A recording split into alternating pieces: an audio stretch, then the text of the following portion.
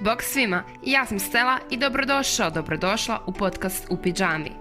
Podcast kojem je cilj da se osjećaš udobno kao u pidžami dok ga slušaš, ali i općenito u životu. Ako ti se ta ideja čini primamljivom, krenimo zajedno na putovanje zvano Nova epizoda. Hej, današnju temu podcasta odabrali ste vi na mom Instagramu, ali ovo je jedna popularna tema o kojoj sam pričala prije negdje 3 mjeseca na TikToku u kratkom videu, gdje se složilo sa mnom 2400 ljudi, odnosno to su potvrdili lajkom, i bilo je puno komentara kako su ljudi zbunjeni, kako ne znaju kako bi trebali živjeti život, da su im te 20. došle kao šok. Pa danas govorimo o 20-ima i stvarima na koje te nitko nije upozorio da će se dogoditi. Slušamo cijeli život da je tinejdžersko doba najgore i najteže doba promjena, doba gdje i roditelji i tinejdžeri čupaju kosu od muke i kako je to teško doba. A ipak, s druge strane, meni se ne čini da je to tako teško doba. Da, imala sam neke probleme, ali ti problemi su mi bili na razini sviđam li se ja onom tamo nekom dečku i jesam li napisala zadaću, hoću li otići u pakao ako dam svom frendu iz klupe da prepiše zadaću od mene ili 14. put ove godine neki ispit od mene, je li to moralno, jesam li ja loša prijateljica ako ne pomognem i tako nekakve sitne dileme koje su se tad činile kao smak svijeta, a danas mi se čine smiješnjima.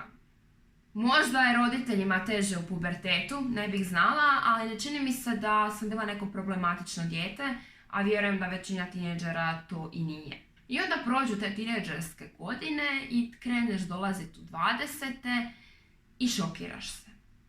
Cijeli život je pred tebe nametan neki put. Ići ćeš u vrtić, pa ćeš ići u osnovnu, pa u srednju školu. A ako želiš, ići ćeš na fakultet. I ti do svoje 25. godine imaš utaban put. Znaš li ti šta je 25 godina da te cijelo vrijeme sustav vodi za ruku i da znaš da ćeš na godinu u razred više, da je normalno da upišeš srednju školu, pa ako želiš da upišeš faks, ako ne želiš taj šok, si vjerojatno doživio ranije sa negdje 19 dok si završio srednju školu. Odjednom si slobodan i to te plaši, jer slobodan si i nemaš više predodređen put. Naravno, trebao bi ići raditi, ali ako imaš neki drugi izvor prihoda, ne moraš. Ne moraš raditi ono što si završio. Možeš raditi bilo što, možeš se prekvalificirati, možeš otići u drugu školu. Imaš toliko izbora što zapravo ponekad ni nije dobro, jer na to nismo navikli. Odjednom, kad ti se ta linija koja te vodi kroz život presječe, ostaješ slobodan i sam se moraš pobrinuti za sebe, što je dovoljno šokantno jer moraš se platiti račune. Kad smo kod tog famoznog posla, trebali bi pronaći neki posao koji nam odgovara i financijski i psihički, a kako pronaći svoj idealan posao se moglo poslušati u mom prvom podcastu, pa ako niste, svakako ga poslušajte i pokušajte sami pronaći svoj idealan posao ako već niste.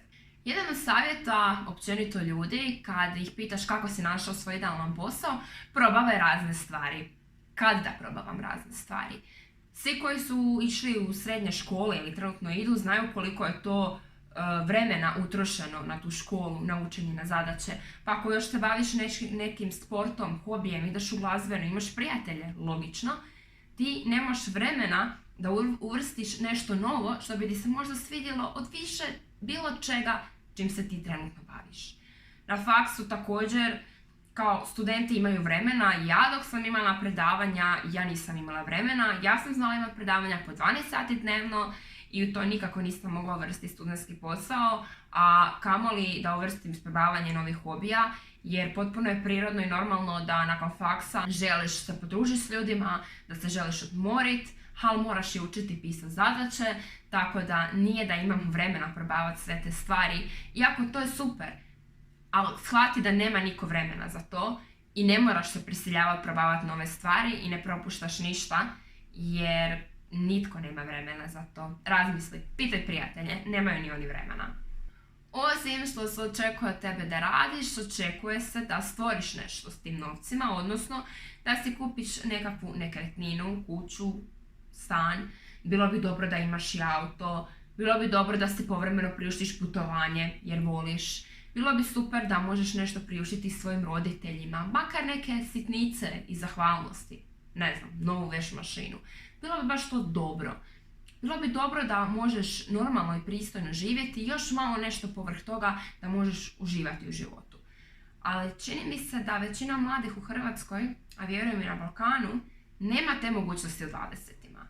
Da ne možemo, osim ako se bave unosnim zanimanjima, s nekakvom prosječnom plaćom mi doći i blizu toga da zaradimo za auto i stan bez nekakvih kredita i zaduživanja. Što je po meni tužna i demotivirajuća činjenica. Jer ako ti meni kažeš da ću ja s radom koji trenutno imam za 50 godina moći kupiti stan kakav želim, to je jako demotivirajuće. Meni se iskreno više ne da. Ali ako mi kažeš da ću to moći za 10 godina, moja motivacija snažno raste jer 10 godina je puno prije nego ovih 50, mada možda nekome ni to nije motivirajuće, ali svakako smatram da je tužno što nemamo neke mogućnosti već u 20-ima dostići neke stvari koje nam puno znače i koje bismo htjeli. Prijatelji su posebna priča. Neću sad govoriti o prijateljima s kojima se družimo, ali govorit ću o njihovim razinama života. Imaš možda prijateljicu, prijatelja koji već imaju obitelj, dijete, djecu. S druge strane imaš neku prijateljicu, prijatelja koji se još nikad nisu poljubili. Iako ovaj prvi i ovaj drugi imaju potpuno jednako godina. Imaš možda prijateljicu koja se već rastala, a imaš neku tamo drugu prijateljicu koja svaki dan izlazi na spojeve sa ljudima s Tindera i život joj je stvarno avantura, urnebesan izlasci.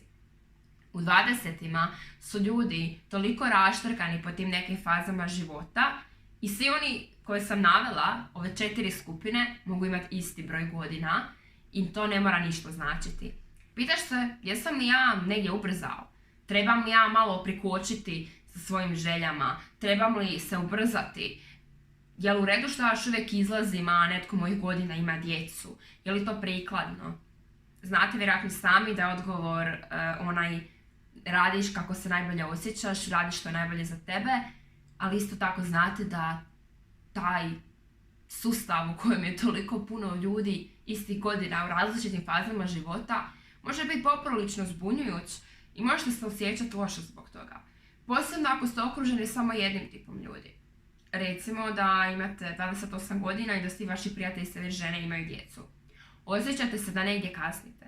Iako postoji jako puno ljudi vaših godina koji su još uvijek u onoj fazi izlazaka i zabavljanja u životu.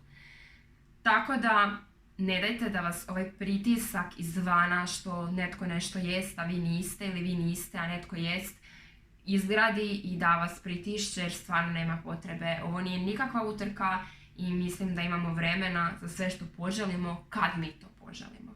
Još neke negativne stvari na koje nas nitko nije upozorio u 20-ima su te neke promjene koje vidimo na licima drugih.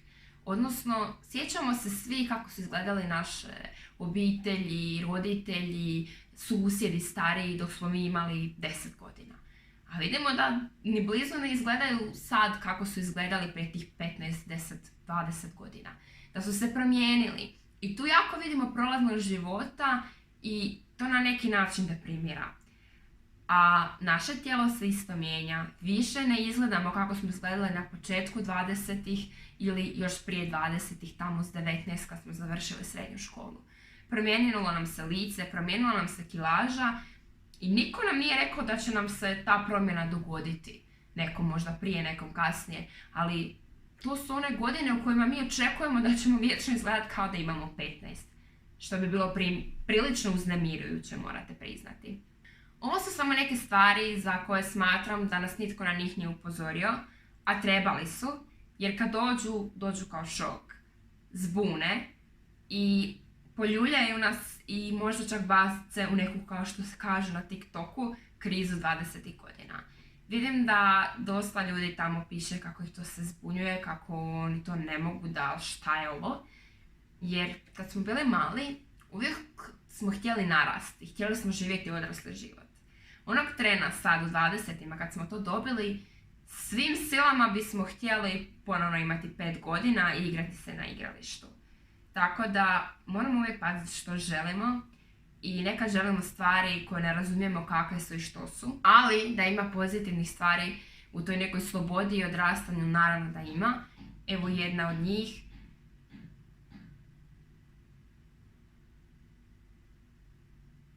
Jedna od njih je da imaš susjede koji te lupaju po cijevima dok ti snimaš podcast, šala. A druga od njih je to što ne moraš mamu i tatu više pitati smiješ li izaći u klub. Ali ako ti se više ne izlazi u klub, onda ti to ne vrijedi. Hvala vam što ste gledali ovaj podcast. Pišite mi koje su to stvari u 20-ima za koje vi mislite da su nas trebali upozoriti i da bi vam bilo lakše da ste bili pripremljeni na njih. A ako se slažete posebno s nekim od ovih stvari koje sam navela, slobodno mi to pišite. Slušamo se i gledamo u nekom novom podcastu, a čitamo se na ovom Instagram profilu. Bok!